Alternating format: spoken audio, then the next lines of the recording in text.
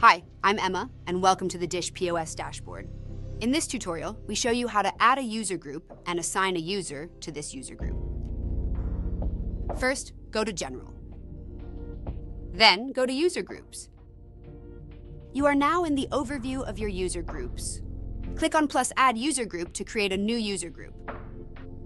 A new window will open where you have to set up the information for the new user group. Start by adding the name into the corresponding text field and selecting whether this group is going to be for enterprise or app users by using the corresponding drop-down menu. Now set the permissions for this group. To expand the permission categories, use the corresponding down-facing arrow.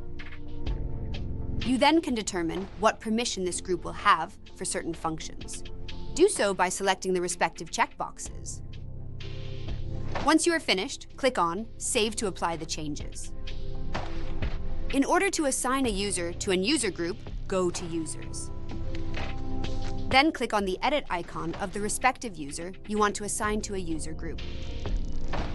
A new window with the settings of the user will open. Use the corresponding drop-down menu to select a user group. After selecting the user group, click on +Add User Group to make the changes effective.